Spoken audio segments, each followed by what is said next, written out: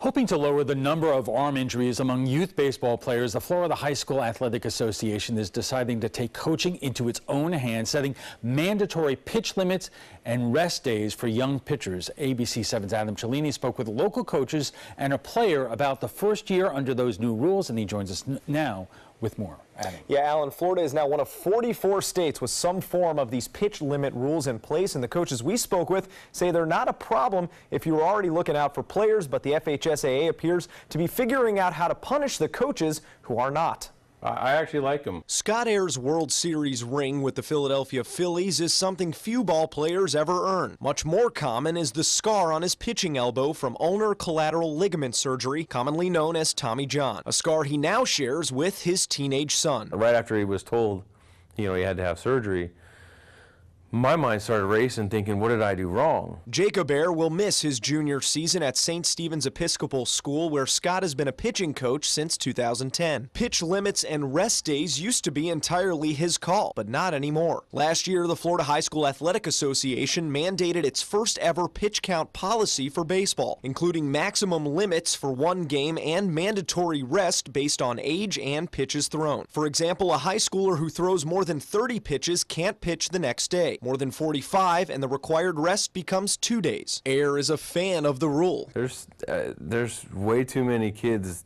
my own son's age and younger having Tommy John surgery. According to an American Sports Medicine Institute study from 2009, 5% of youth pitchers suffer serious arm injury within 10 years. An estimated quarter of today's MLB pitchers have had the elbow surgery at some point. Braden River senior Henry Nelson missed his freshman year with arm pain, and he doesn't mind leaving games early now if it means staying healthy. Sometimes when you get the ball taken from you, at the time, kind of frustrating because you want to stand there, but I understand. We all understand.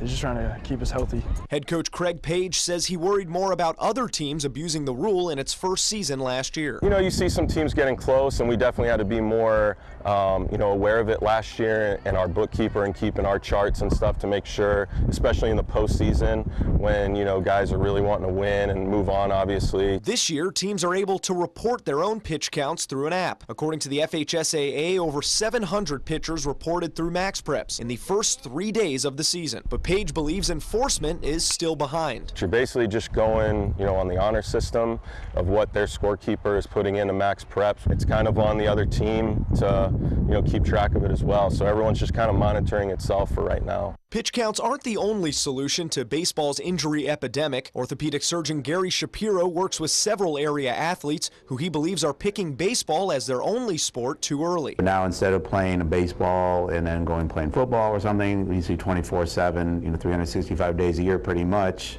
that these kids are playing ball, and I think that is a big predisposer to the injuries. Shapiro is confident most high school coaches are coming around, putting player safety above wins. It's the Little League coaches we need to watch closer. And I try and tell parents, when they do come in, I said it doesn't really matter how your kid is playing when he's 12. You want to see how he's playing as a junior or senior in high school. Ayer doesn't believe there's any one cause of the injury or one person at fault.